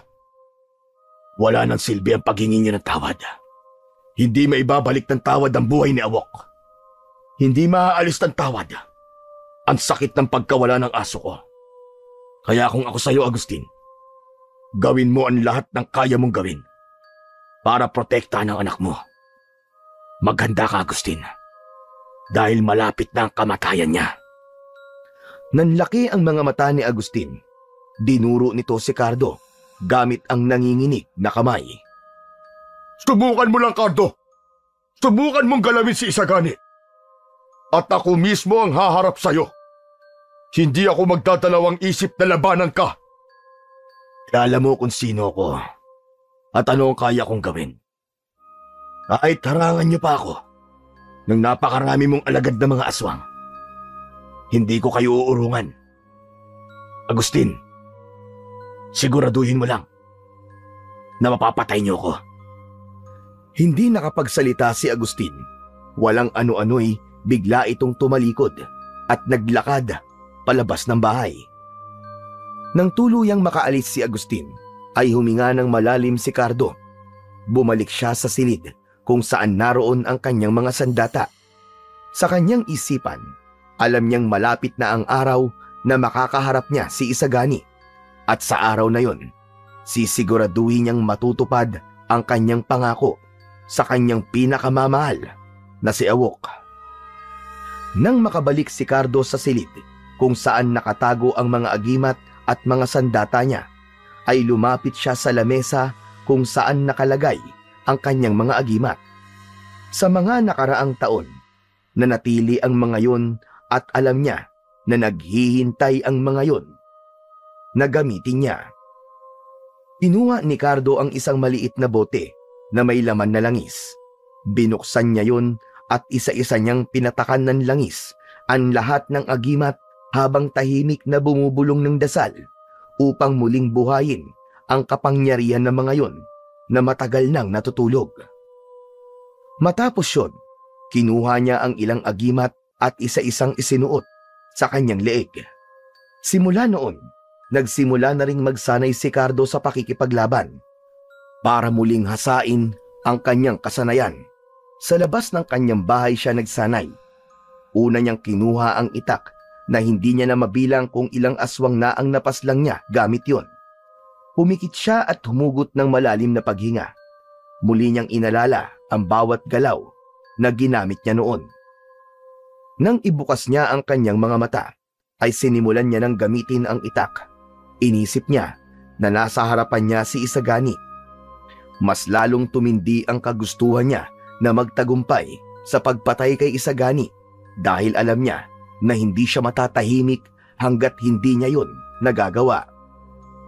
Isang gabi, habang mahimbing na natutulog, ay biglang nagising si Cardo. Agad siyang naalerto dahil may kakaiba siyang nararamdaman. Tinignan niya ang maliit na bote ng langis na nasa ibabaw ng mesa sa tabi niya. Kumukulo ang langis na nasa loob ng bote. Isa yung indikasyon na may aswang sa paligid. Agad siyang tumayo mula sa kama. Yuyuko na sana siya upang kunin ang itak na nasa ilalim ng kama. Pero bago pa niya yon makuha, ay nagulat siya nang biglang nasira ang bintana sa kanyang kwarto. Kasunod nun ay sabay-sabay na pumasok mula roon ang 4 na aswang. Naramdaman ni Cardo ang lakas na taglay ng mga aswang. Nanlilisik ang mga mata ng mga yon habang naglalaway at gutom na waring gusto na siyang lantakan. Kahit walang hawak na sandata si Cardo, ay hindi siya nagpakita ng takot sa mga ito. Ang kanyang mga mata ay mabilis na tumingin sa paligid upang maghanap ng kahit na anong bagay na maaaring gamitin upang depensahan ang kanyang sarili. Sa sahig, Nakita niya ang isang bote ng alak. Mabilis niya yung dinampot at inihampas niya sa gilid ng lamesa ang puwitan ng bote. Nagkaroon ng matutulis na parte ang bote sa dulo at yun ang naisip niyang gamitin bilang kanyang sandata. Ang unang aswang ay sumugod sa kanya. Sinalubong ni Ricardo at mariin niyang isinaksak ang bote sa dibdib nito ng paulit-ulit. Ginamit niya ang bote upang laslasin ang leeg ng aswang. Bumagsak ito sa sahig at nangingisay hanggang sa unti-unting nawalan ng buhay. Hindi pa man nakakahinga si Ricardo ay dumating ang ikalawang aswang mula sa kanan. Tumalon ito mula sa kama at handang sunggaban siya. Yumuko si Ricardo at itinarak ang bote sa binti ng aswang. Nang bumagsak ang aswang sa sahig, ay agad siyang pumaibabaw dito at sinaksak niya ang bote sa mata nito. Tinapos niya agad ito nang ibaon niya ang matutulis na parte ng bote sa leeg ng aswang. Ang ikatlong aswang ay umatake mula sa likod niya at inikot nito ang braso nito sa kanyang leeg. Paulit-ulit na sinaksak ni Ricardo ng bote ang braso ng aswang hanggang sa makawala siya. Hinawakan niya ang ulo nito at paulit-ulit niya yung hinampas sa sahig hanggang sa mabasag ang bungo nito. Hinarap ni Ricardo ang natitirang aswang, ngunit nakita niya ang pag-aalinlangan nito na umatake. Alam kong pinadala kayo rito ni Agustin. Sabihin mo sa kanya, malapit na ang kamatayan ng anak niya. Sabihin mo kay Isagani na hintayin niya ang aming paghaharap. Lumayas ka na at sabihin mo yan sa amo mo bago pa magbago ang isip ko. Alis na! Agad na tumakbo ang aswang at tumalon sa bintana. Nang sandaling yon, alam ni Ricardo na tuluyan nang nagsimula ang isang digmaan. Hindi na lang si Isagani ang kailangan niyang harapin, kundi maging si Agustin at ang buong grupo nito ng mga aswang. Sa loob ng malawak na bulwagan ng mansyon, nakaupo si Agustin sa isang mamahaling silya habang ang isa sa 4 na tauhan na inutusan niya para patayin si Ricardo ay nasa kanyang harapan. Ang 4 na aswang na yon ay ilan lamang sa malalakas na tauhan niya, kaya ang mga yon ang una niyang pinadala sa bahay ni Ricardo. Ayon sa nag-iisang nabuhay na tauhan ni Agustin, ay hinayaan ito ni Ricardo na mabuhay upang ipadala ang isang mensahe sa kanya. Sinabi sa kanya ng tauhan niya na pinapasabi ni Ricardo na malapit nang mamatay si Isagani. Tumayo si Agustin mula sa kanyang upuan habang ang mga mata niya ay nagbabaga sa galit. Bigla niyang itinulak ang mesa sa harap niya at tumaob yun kasama ang baso at papeles na nasa ibabaw nun. Lumayas ka na! Umalis ka sa harapan ko! Wala kang silbi! Nagmamadaling lumabas ang tauhan ni Agustin. Kasunod nun ay pumasok si Isagani. Ang init naman yata ng ulo mo, Papa. Ano ba nangyari? Hindi sumagot si Agustin. Sa halip, mabilis siyang humakbang palapit kay Isagani at walang babalang sinakal ito gamit ang kanyang malalaking kamay. Nanlaki naman ang mga mata ni Isagani sa pagkabigla. Kasalanan mo lahat ng ito, Isagani! Kasalanan mo! Bakit? Bakit? Ano bang ginawa ko? Nagtatanong ka pa talaga? Pinatay mo ang aso ni Ricardo. Alam mo bang kung anong klaseng halimaw ang ginising mo? Hindi mo naiintindihan. Nagdeklara na siya ng digmaan ni Isagani. At lahat tayo ay magbabayad sa kasalanan ginawa mo kay Ricardo. Binitiwan ni Agustin si Isagani na halos matumba sa sahig habang habol ang paghinga. Naiintindihan ko kung bakit kayo natatakot kay Ricardo, Papa. Pero tao lang siya. Imposibleng wala siyang kahinaan. Tama ka. Tao lang si Ricardo. Tao lang na nakapatay ng 3 aswang sa loob ng isang gabi. Huwag mo siyang minamaliit, Isagani. Hindi natin siya kayang harapin ng tayo lang. Kailangan natin ang tulong. Tawagin mo ang iba pang grupo ng mga aswang. Sabihin mo sa kanila ang sitwasyon natin ngayon. Kailangan natin ang tulong nila. At sabihin mo na magbabayad tayo ng malaking halaga sa sino mang makakapatay kay Cardo. Agad na kinuha ni Isagani ang telepono nito mula sa bulsa ng suot nitong pantalon at saka ito lumabas. Nang maiwan mag-isa si Agustin, ay matiim siyang tumingin sa kawalan. Alam niya na sa pagkakataon na yun ay kumikilos na si Cardo at hindi niya na yun kayang pigilan pa. Isang umaga, sa loob ng kwarto ay nakatayo si Cardo sa harapan ng malaking litrato ng kanyang yumaong asawa na nakasabit sa dingding. Tahimik niyang pinagmasdan ang larawan at para bang muling bumalik ang alaala ng masasayang araw nila noong magkasama pa sila. Ang bawat detalye ng mukha nito sa litrato ay nagbigay sa kanya ng kakaibang lakas, ngunit kasabay din ito ang hapdi ng pagkawala nito. Karen, asawa ko, pasensya ka na. Alam ko na nangako ko sa'yo na hindi na ako babalik pa sa pagiging antingero para pumatay ng mga aswang. Pero hindi ko kayang manahimik na lang. Ginulo nila ang katahimikan ko at muli na naman nilang kinuha ang isang buhay na mahalaga sa akin. Sana'y gabayan mo ko, mahal ko, sa laban kong ito. Nanatili siyang nakatayo roon ng ilang sandali. Makalipas ang ilang saglit, ay huminga siya ng malalim at tumalikod. Nagtungo siya sa likod ng bahay kung saan nakalibing si Awok. Sa ilalim ng puno, naroon ang libingan ng kanyang tapat na alaga. Sa kahoy na krus na nakatayo sa ibabaw ng lupa, nakaukit ang pangalang Awok na isang simpleng tanda ng pagmamahal niya sa kanyang aso. Awok, pasensya ka na kung hindi kita nailigtas. Pero hindi ko hahayaang mamatay ka ng walang katarungan. Ipinapangako ko sa iyo, Awok. Babawi ako. Ang dugo nila ang magiging kabayaran sa ginawa nila sa iyo. Matapos yun, ay pumasok muli si Cardo sa loob ng bahay at nagtungo sa kanyang taguan ng mga agimat at armas. Isinuot niya ang mga anting-anting na bawat isa ay may makapangyarihang proteksyon laban sa mga aswang. Kinuha niya ang buntot ng pagi. Mula sa taguan, kinuha niya rin ang kaluban na naglalaman ng patalim at itak at isinabit ito sa kanyang bewang. Tumayo siya sa gitna ng bahay at tiningnan ang bawat sulok nito. Lumabas na si Cardo ng bahay at naglakad siya palabas ng malawak na kagubatan. Hindi nagtagal, narating niya ang baryo. Diretso siyang nagtungo sa bahay ng matandang albularyo na si Lolo Samuel. Ang matanda ang isa sa mga naging guro niya nung bata pa siya. Ang bahay nito ay gawa sa kahoy. May bubong na pawid at napapaligiran yon ng mga halamang gamot. Lumabas si Lolo Samuel mula sa bahay nito at nagulat ito nang makita si Cardo. Cardo! Abay, ikaw pala!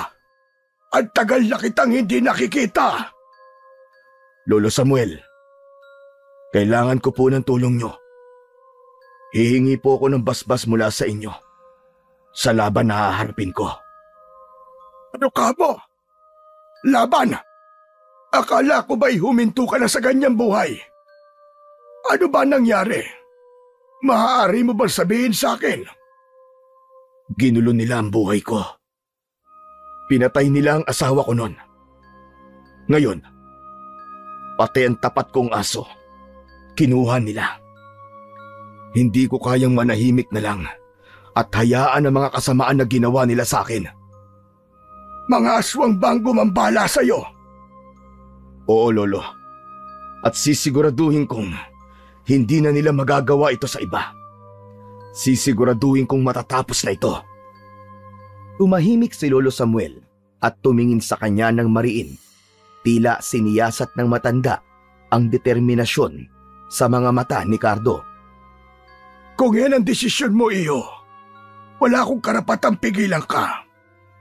Pero Cardo, alam mong hindi ito magiging madaling laban. Alam ko, Lolo Samuel. Matagal ko lang alam na walang madaling laban sa buhay ko. Pero hindi ko iniisip kung buhay pa akong babalik. Ang mahalaga, magawa ko ang tama at makapaghiganti ako. Lumapit si Lolo Samuel at hinawakan ang balikat ni Cardo. Cardo, iho, ipagdarasal ko ang tagumpay mo. Ang tapang mo, ang karunungan mo, at ang mga agimat na dala mo ang magiging gabay mo. Manalangin ka palagi, anak. Hindi ka nag-iisa. Maraming salamat po, Lolo Samuel. Tandaan mo, Cardo, hindi lang lakas ang kailangan mo. Kailangan mo rin ang tibay ng loob at linaw ng isipan. Huwag mong kalimutang humingi ng gabay sa may kapal. Opo, Lolo Samuel. Hindi ko po kakalimutan yun. Bumalik si Lolo Samuel sa kanyang bahay habang si Cardo naman ay nagpatuloy na sa kanyang paglalakbay. Dala niya ang lakas ng loob, tapang at kasiguraduhan na makakamit niya ang katarungan. Malinaw ang kanyang layunin na wakasan ang kasamaan ng mga aswang at ibigay ang hustisya para kay Awok. Sa pamamagitan ng tricycle ay nakarating si Cardo sa isang bus station. Sumakay siya ng isang ordinary bus na siyang magdadala sa kanya sa lungsod. Tumagal siya ng ilang oras doon dahil hinintay niya pang mapuno ng pasahero ang bus at halos hapon na yun nang umalis. Alam ni Cardo na magiging mahaba ang biyahe na yun kaya pinili niyang matulog muna. Nasa pinakahulihang upuan siya. Makalipas ang mahabang oras ay biglang huminto ang bus na siyang ikinagising ni Cardo. Napakunot ang noo niya sa biglang paghinto ng bus. Inakala niya na baka nasiraan lang.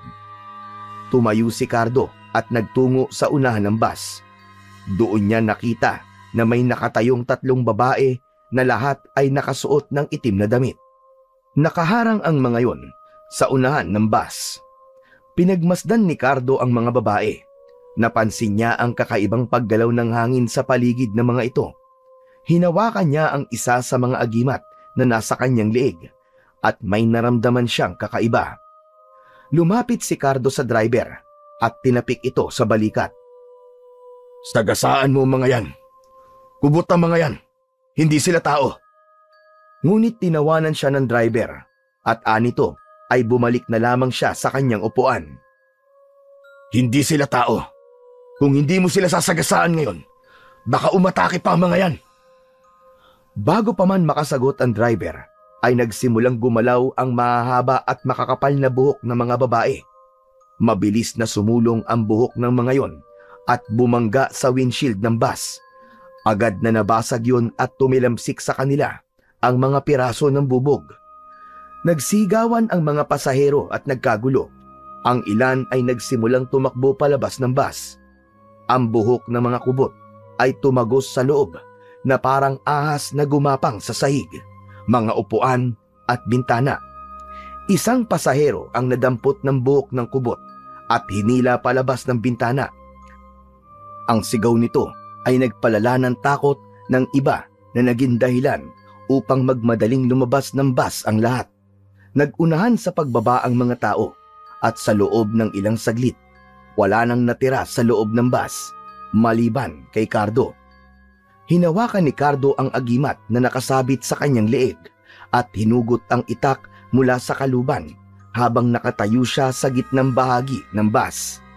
Sa pagkakataon na yon ay isa-isang tumalon papasok ang mga kubot, papasok sa bus mula sa wasak na windshield. Ang mukha ng mga yon ay maputla at ang mga ngiti ay parang isang paanyaya sa kamatayan. Pasensya ka na, Cardo. Ngunit kailangan ka naming paslangin bilang utos ni Agustin. Kaya kung ako sa'yo, huwag mo na kaming pahirapan. Tahimik lang si Cardo. Pinakiramdaman niya ang bawat isa sa mga kubot. Hindi na siya nagulat kung humingi man ng tulong si Agustin sa iba pang uri ng mga aswang para pigilan siya na makarating sa mansyon nito. Pero kahit na anong klaseng aswang pa ang iharap o iharang ni Agustin sa kanya, ay sinisiguro niya na walang kahit isa sa mga yon ang makakapigil sa gusto niyang mangyari. Biglang sumugod ang unang kubot. Ang buhok nito'y parang mga sibat na dumiretso kay Cardo. Tumalon naman si Cardo papunta sa isang upuan sa gilid at iniwasan niya ang hibla ng buhok na tumama sa sahig. Sa isang mabilis na galaw, hinataw niya ang itak sa mga buhok at naputol yun. Ngunit habang abala si Cardo sa unang kubot, ang ikalawang kubot naman ay mabilis na gumapang sa ibabang bahagi ng upuan at nagtungo sa likod niya. Umatake yun mula sa likod niya at ang buhok nun ay umikot sa leeg ni Cardo. Napaluhod si Cardo at nahirapan siyang huminga, pero hindi niya binitiwan ang kanyang itak. Ginamit niya ang talim ng itak upang putulin ang buhok na nakasakal sa kanyang leeg. Huminga ng malalim si Cardo at muling tumayo. Tumingin siya sa ikalawang kubot na naglalakad papalapit sa kanya. Nakangiti pa yon na parang nagtatangkang takutin siya. Mabilis na umatake si Cardo. Tumalon siya papunta sa direksyon ng ikalawang kubot at hinataw ang itak sa katawan nito. Nagkaroon ng malalim na sugat ang kubot na nagresulta sa isang nakakakilabot na hiyaw. Bumagsak ang kubot sa sahig, nanginginig habang unti-unting nalagutan ng hininga. Ang ikatlong kubot naman ay umakyat sa mga upuan gamit ang mahahaba nitong buhok para ikabit ang sarili sa kisame ng bus. Ang buhok nito'y parang mga galamay ng isang higanting halimaw na gumagapang palapit kay Cardo mula sa itaas. Hinampas ng kubot ang buhok nito paibaba, dahilan para umatras si Cardo. Bumagsak ang mga buhok sa sahig at winasak nun ang sahig kung saan nakatayo si Cardo kanina. Umikot si Cardo sabay hataw ng itak pataas. Diretsong tinamaan ang buhok ng kubot. Naputol ang koneksyon ng kubot sa kisame at bumagsak yon sa sahig. Sinamantala naman ni Cardo ang pagbagsak nito at tumakbo siya rito sabay taga ng itak sa kubot. Naputol ang ulo ng ikatlong kubot. Ang unang kubot na umatake sa kanya ay galit na galit sa pagkawala ng mga kasama nito. Ginamit nito ang buhok nito para balutin si Cardo. Ang bawat hiblay mahigpit na bumalot sa kanyang braso, katawan at binti. Hindi makagalaw si Cardo. Napaluhod siya pero hindi niya pa rin binitiwan ang kanyang itak. Wala ka nang kawala, Cardo. Mamamatay ka na. Pinakamabangis na antingero. Inipon ni Cardo ang lahat ng lakas niya sa kanyang kanang kamay. Inabot niya ang buntot ng pagi mula sa kanyang likod. Hinila niya ang buhok na nakapalupot sa kanyang kanang braso at dumausdos ang kubot palapit sa kanya. Nagkaroon siya ng pagkakataon na hampasin sa mukha ang kubot gamit ang buntot ng pagi. Napasigaw yun nang lumatay dito ang sandatang yun ni Cardo. Mabilis niyang pinutol ang mga buhok na nakapalupot sa kanya. Tumakbo si Cardo palapit sa kubot at isinaksak niya sa tapat ng puso nito ang itak na ang dulo ay tumagos pa sa likod nito. Sa paghugot niya ng itak ay bumagsak ang huling kubot na wala na ring buhay. Habol ni Cardo ang kanyang paghinga habang hawak ang dugo ang itak. Ang bawat sulok ng bus ay may nagkalat na putol-putol na buhok at wasak na mga upuan. Dahan-dahan siyang lumabas ng bus kung saan naghihintay ang mga pasaherong kanina ay takot na takot. Nagpalakpakan ang mga pasahero at tuwang-tuwa sa ipinakitang tapang at husay ni Cardo na talunin ang tatlong kubot kahit mag-isa lang siya. Matapos ang laban ni Cardo sa mga kubot, ay muling sumakay ang mga tao sa bus at ipinagpatuloy ang kanilang paglalakbay. Si Cardo ay naupo pabalik sa kanyang upuan habang hawak pa rin ang kanyang itak na mantsado ng dugo ng mga kubot.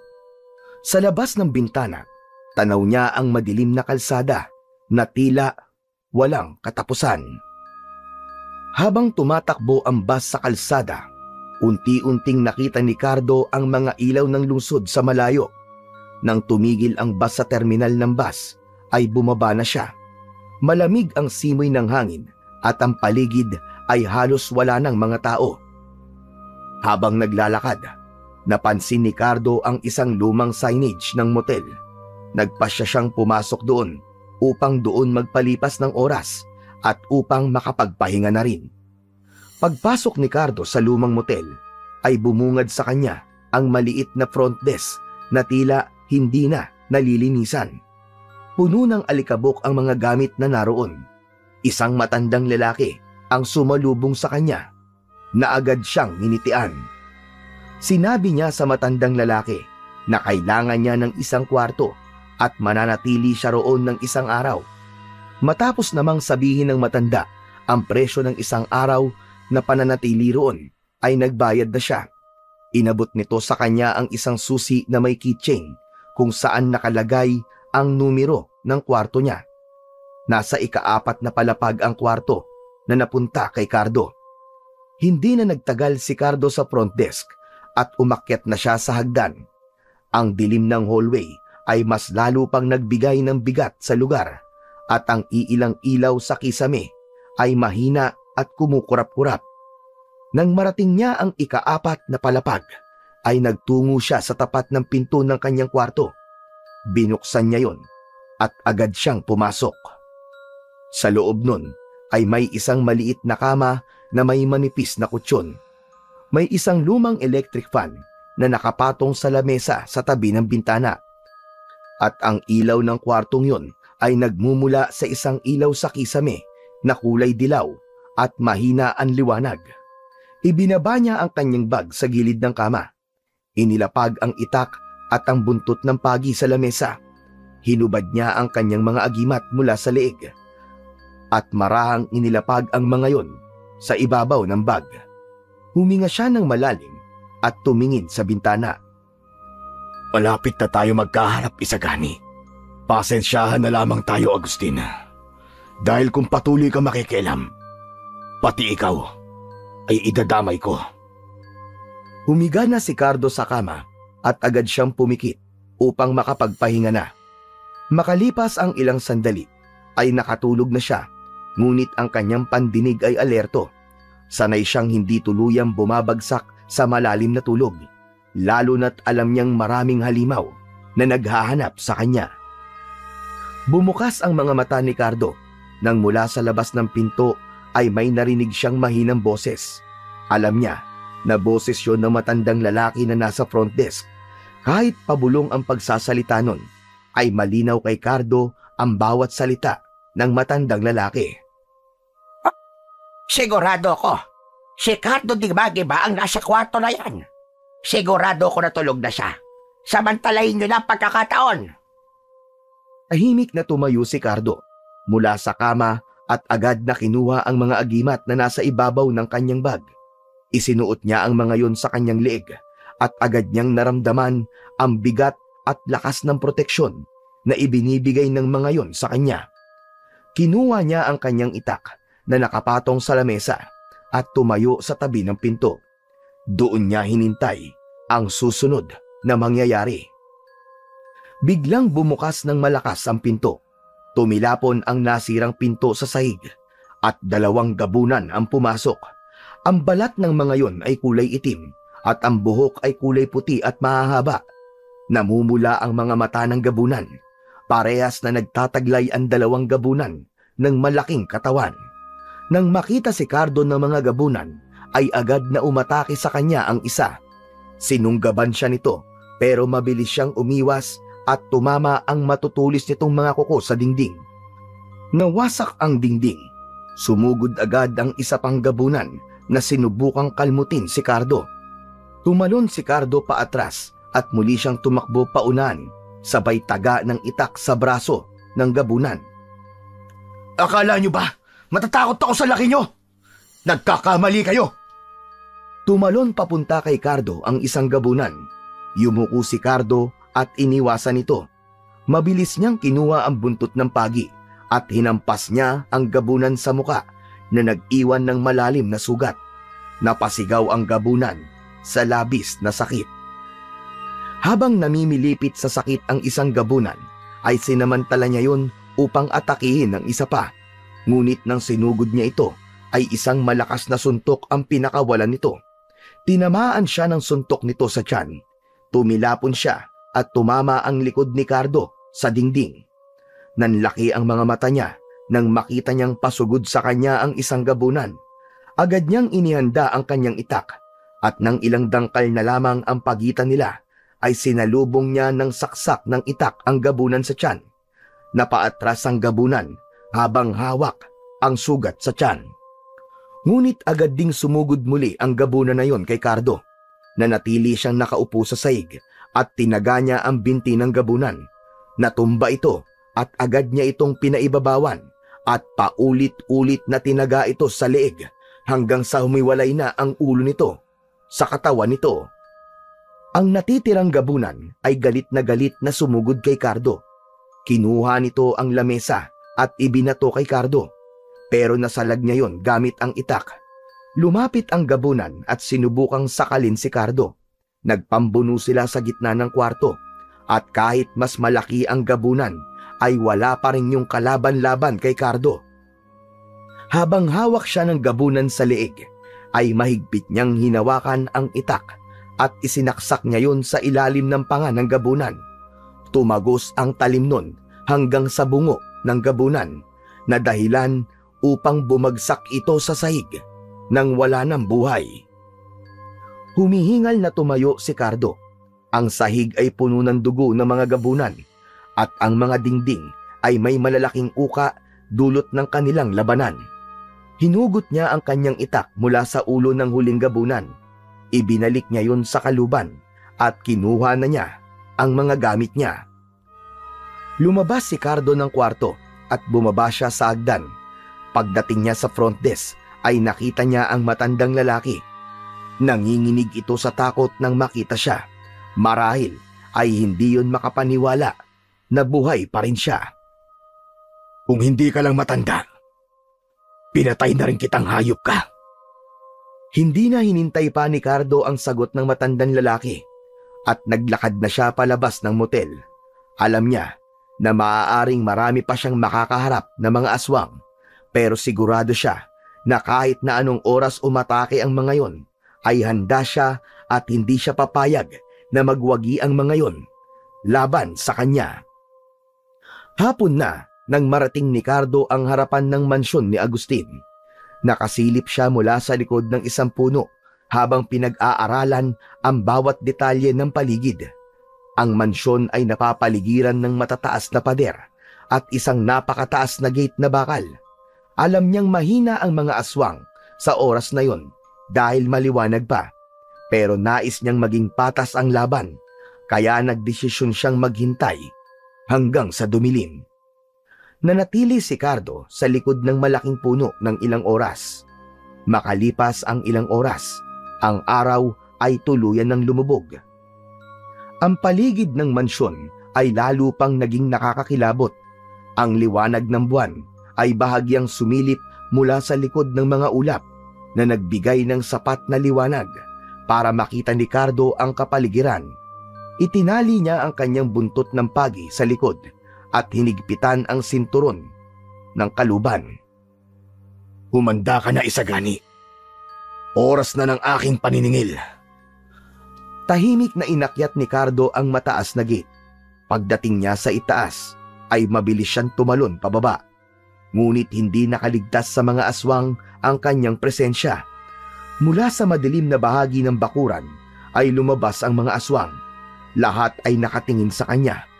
Alam ni Cardo na iisa lang ang layunin ng mga yon, at yun ay ang patayin siya.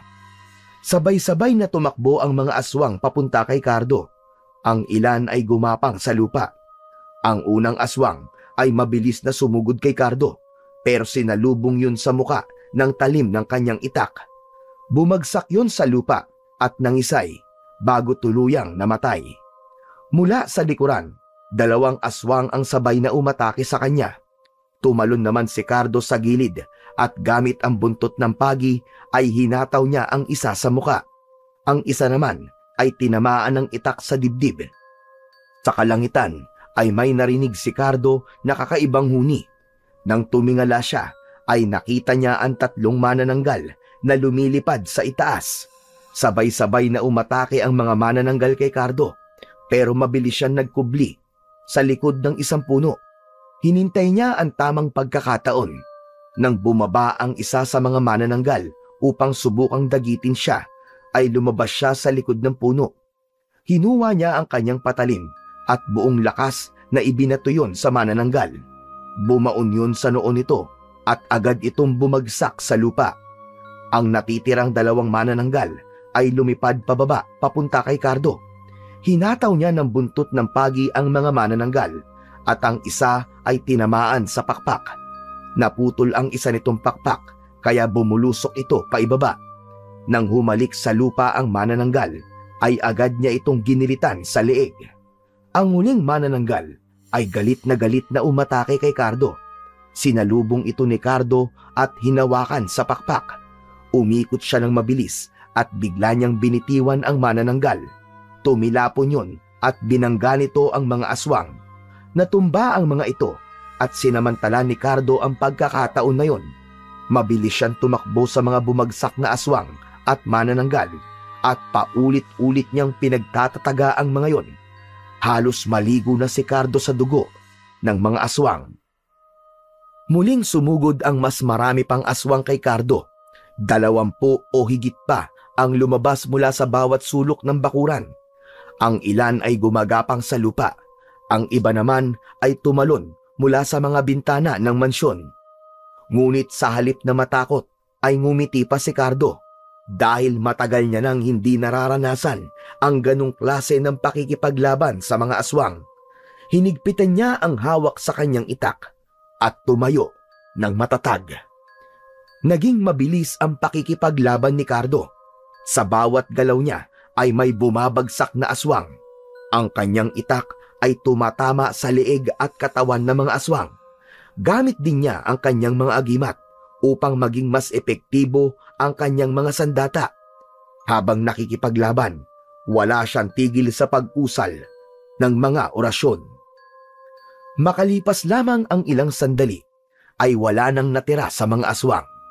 Ang buong bakuran ay puno ng mga walang buhay na katawan ng mga aswang. Humihingal si Cardo, ngunit alam niya na hindi pa tapos ang laban. Matalim ang mga mata na tinignan niya ang mansyon. Alam niya na nasa loob nun si Agustin at ang anak nito na si Isagani. Tahimik na tinahak ni Cardo ang malapad na daan papunta sa pinto ng mansyon. Nang makarating siya sa malaking pinto, ay tumigil siya saglit at huminga ng malalim bago niya yon binuksan. Sumalubong sa kanya ang kadiliman, ngunit alam niya na sa kadiliman na yon ay merong naghihintay sa kanya. Biglang bumukas ang mga ilaw na nagbigay ng liwanag sa malawak na bulwagan. Sa gitna ng bulwagan na yon, nakaupo sa isang ginintuang trono si Agustin. Sa likod nito ay nakatayo si Isagani. Bakas sa mukha nito ang takot. Maya-maya pa ay mabagal na pumalakpak si Agustin. Magaling, magaling, magaling. Hindi na ako nagulat na malagpasan mo ang lahat ng aswang na humarang sa'yo. Napakahusay mo pa rin talaga, Cardo. Ikaw pa rin ang pinakamasamang bangungot ng mga tulad namin.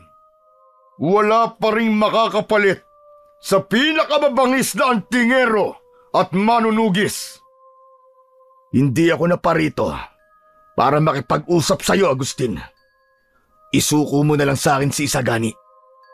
Tapusin na natin ito.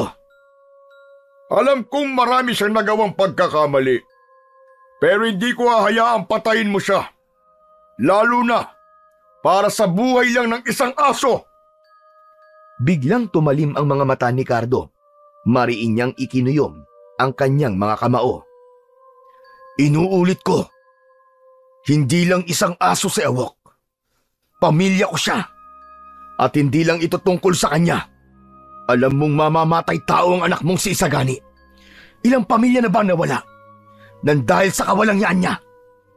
Hindi na siya dapat mabuhay pa. Isang nakakalokong halakhak ang pinakawalan ni Agustin. Umalingaw-ngaw yon sa buong bulwagan. Sabihin mo na ang presyo, Cardo. Magkano ba ang gusto mo? Magkano ang kailangan mo para tigilan mo na ang aking anak? Hindi ko kailangan ng pera mo. Marami akong pera. Ang kailangan ko ay ang ulo ni Isagani. Kung gusto mo ng ulo ng anak ko, kailangan mo munang makuha ang sakin. Tumayo ito mula sa ginintuang trono at unti-unting nagbago ng anyo. Ang balat nito ay bahagyang nagkulay abo at ang katawan nito ay unti-unting lumaki. Naging kulay pula ang mga mata ni Agustin, habang ang mga kuko nito ay naging matulis. Maging ang mga ngipin nito ay naging matutulis din. Sa isang iglap ay nag-anyong aswang na si Agustin. Maging si Isagani ay naging aswang na rin. Alam ni Cardo na ang laban na yon ay hindi tulad ng mga nauna. Si Agustin ay ibang klase ng aswang. Biglang umangil si Agustin ng malakas. Kasunod nun ay sabay na umatake ang mag-ama. Si Agustin ay dumiretso kay Cardo mula sa harapan, habang si Isagani naman ay mabilis na pumwesto mula sa likod niya at sinubukan siyang atakihin mula roon. Dumausdos si Cardo patagilid at iniwasan ang pagsalpok ni na Agustin at Isagani sa kanya. Kasunod nun ay hinampas niya ang buntot ng pagi sa direksyon ni Isagani, ngunit mabilis siyang nakaiwas. Biglang sumugod si Agustin. Mabilis ang galaw nito habang walang tigil na sinusubukang kalmutin si Cardo. Walang nagawa si Cardo kundi ang umatras ng mabilis hanggang sa nakakita siya ng pagkakataon ay nagawa niyang tagain ng itak ang braso ni Agustin. Ngunit hindi huminto si Agustin sa pag-atake. Ramdam ni Cardo ang kagustuhan nito na patayin siya hanggang sa bumaon ang matutulis nitong kuko sa kanyang kaliwang braso na nag-iwan ng malalim na sugat. Napaatras si Cardo. Mukhang pagdating pala sa akin ay wala kang laban, Cardo. Sa bagay, ako ang hari ng mga aswang. Ang lakas mo ay walang laban sa lakas ko. May pagkakataon ka pa para umatras. Umalis ka na at kalimutan mo ang lahat ng ito. Umatras?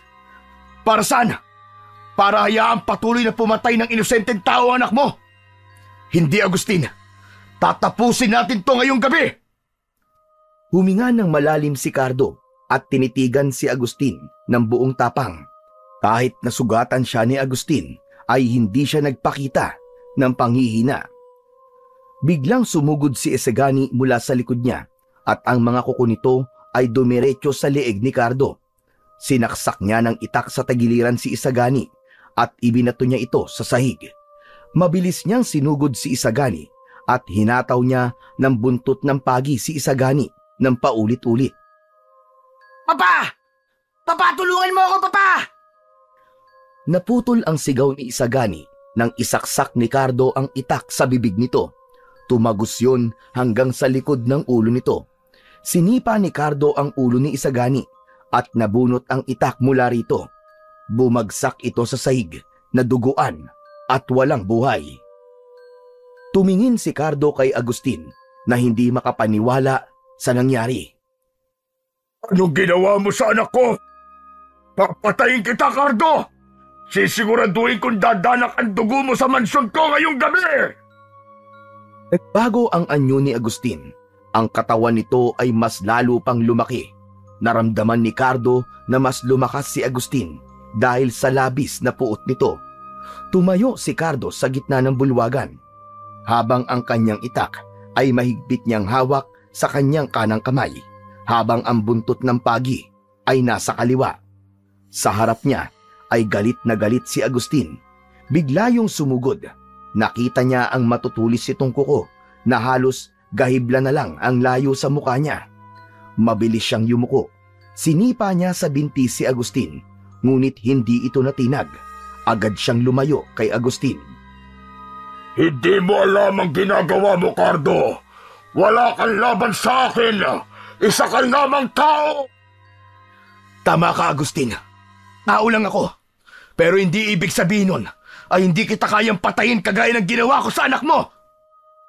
Muling sumugod si Agustin. Ginamit ni Cardo ang buntot ng pagi. Paulit-ulit niyang inihampas yun. Ginamit naman ni Agustin ang mga braso nito bilang panangga.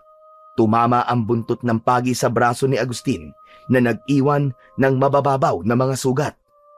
Si Cardo naman ang sumugod at sinaksak niya ng itak si Agustin sa tagiliran nito. Biglang sinuntok ni Agustin si Cardo sa tiyan. Sa lakas ng suntok na yon ay tumilapon si Cardo at tumama ang likod niya sa isa sa mga haligi sa mansyon. Agad siyang tumayo kahit ramdam niya pa rin ang sakit ng suntok ni Agustin. Magaling ka! Magaling ka, Cardo! Pero hindi sapat ang galing mo para tapusin ako. Sisiguraduhin kong mamamatay ka, kagaya ng ginawa ko sa asawa mo! Anong sinabi mo? Anong sinabi mo? Tama ang narinig mo. Ako ang pumatay sa asawa mo, Cardo. Magagaya ka lamang sa kanya! Mas lalong lumalim ang galit ni Cardo ng sandaling yun. Malakas siyang sumigaw. Pakiramdam niya ay nag-aapoy na siya sa labis na puot. Muling umatake si Agustin, mas mabilis at mas mabangis. Ang bawat hampas na mga kuko nito ay parang mga espada na gumuguhit sa hangin. Ginamit na ni Cardo ang lahat ng kanyang bilis at lakas upang iwasan ang mga atake ni Agustin habang hinahanap niya ang tamang pagkakataon para siya naman ang umatake. Mabilis na yumuko si Cardo at buong puwersa niyang isinaksak ang itak sa tuhod ni Agustin. Malakas na napasigaw ang hari ng mga aswang. Napaluhod si Agustin, ngunit bago pa man muling makagawa ng pag-atake si Cardo, ay bigla nitong sinunggaban ang balikat niya. Bumaon doon ang matatalas na ngipin ni Agustin na nag-iwan ng malalim na sugat. Napangiwi si Cardo ng mga sandaling yon, ngunit hindi pa rin siya sumuko o nakitaan ng panghihina. Ginamit niya ang buntot ng pagi at hinataw yon sa muka ni Agustin. Umatras muna si Cardo sandali habang dumadaloy ang dugo mula sa sugat sa kanyang balikat. Muling sumugod si Agustin. Mabilis naman na iniwasan ni Cardo ang pag-atake ni Agustin. Malakas niya itong hinampas ng buntot ng pagi at tinamaan ito sa batok. Sa lakas ng hampas niya ay napaluhod si Agustin sa sahig. Hindi na nag-aksaya pa ng oras si Cardo. Tumalon siya ng mataas sa likod ni Agustin habang hawak ng dalawang kamay niya ang itak. Buong lakas na itinarak niya ang itak sa batok ni Agustin. Lumagpas ang dulo ng itak sa lieg nito. Sumigaw si Cardo at inikot niya ang itak upang mapunta sa itaas ang talim nun. Buong puwersa niyang hinila pa itaas ang itak at nabiyak sa gitna ang ulo ni Agustin. Bumagsak sa sahig ang katawan ng hari ng mga aswang na si Agustin, habang ang dugo nito at dugo ni Isagani ay patuloy na pinupuno ang ilang bahagi ng sahig ng bulwagan. Nang tuluyan ng mapatay ni Cardo ang mag-ama, ay doon niya na naramdaman ang labis na pagod. Habol niya ang kanyang paghinga, ngunit may kasiyahan sa puso niya sapagkat nagtagumpay siyang ipaghiganti si Ahok at higit sa lahat, ang kanyang pinakamamahal na asawa. Nagsimula nang maglakad si Cardo palabas ng mansyon hanggang sa tuluyan siyang nakalabas ng bakuran ni na Agustin. Iniwanan niya sa lugar na yon ang napakaraming bangkay ng mga aswang na isang malaking patunay na siya pa rin ang pinakamabangis na antingero at manunugis sa kasaysayan. Matapos ang madugong pakikipaglaban sa mga aswang, ay nagtungo si Cardo sa motel ng matandang lalaki. Takot na takot ang matanda nang makita na puno siya ng dugo. Pumasok siya sa isang kwarto at sa banyo na naroon ay nilinis niya ang kanyang katawan at nagpalit siya ng malinis na damit. Matapos yon ay agad siyang naglakbay pauwi sa kanyang bahay. Dapit hapon ng sumunod na araw, nang makarating si Cardo sa bahay ni Lolo Samuel. Dumaan muna siya ron bago tuluyang umuwi. Nang makita siya ng matanda, ay agad siya nitong niyakap at tinapik sa likod.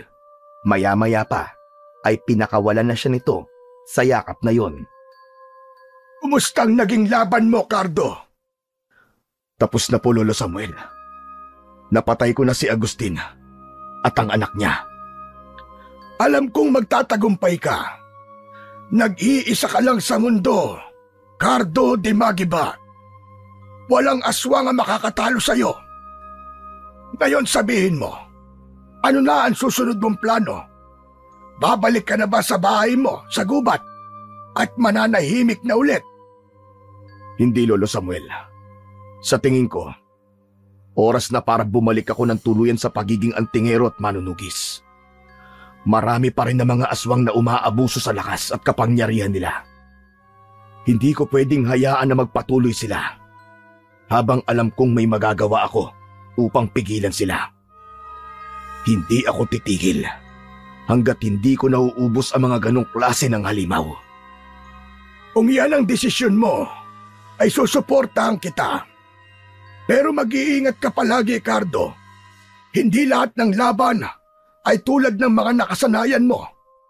Tandaan mo, hindi mo kailangan dalhin ang lahat ng bigat at problema ng mundong ito. Salamat po sa lahat ng paalala, Lolo Samuel.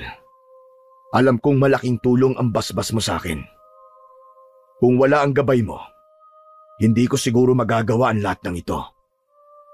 Ang gabay ko ay maliit na bahagi lamang ng kung sino ka, Cardo. Ang tapang mo ang nagdala sa'yo kung nasaan ka man ngayon. Pero tandaan mo ito, sa bawat laban, ang Diyos pa rin ang pinakamalakas mong kakampi. Umango si Cardo sa matanda. Sa mga salitang yon ni Lolo Samuel ay mas lalong lumakas ang loob niya. Nagpaalam na siya kay Lolo Samuel at sinimulan ang kanyang paglalakad pabalik sa kanyang tahanan na nasa gitna ng kagubatan. Nang makarating si Cardo sa kanyang bahay, ay agad siyang dumiretso sa kusina upang magtimpla ng kape. Nang matapos siya, ay kinuha niya ang tasa at lumabas. Sa harap ng kanyang bahay ay naroon ang isang lumang tumba-tumba na nakapwesto sa tabi ng pintuan. Umupo siya roon at marahang humigop ng kape. Payapa niyang pinagmasdan ang kagubatan at ang araw na unti-unting lumulubog. Habang unti-unting nilalamon ng dilim ang kapaligiran, ay nanatiling nakaupo roon si Cardo. Alam niya na ang pagkapatay niya kina Agustin at Isagani ay simula lamang ng panibagong kabanata sa kanyang buhay. Doon niya napagtanto na kahit na anong gawin niya, hindi niya kailanman tuluyang maiiwan o matatalikuran ang pagiging antingero at manunugis niya. Ngunit sa oras na yon, ayaw niya munang isipin ang mga susunod niyang laban. Naniniwala siya na kung nasaan man ang kanyang asawa at si Awok, ay masaya ang dalawa sa tagumpay na kanyang nakamit.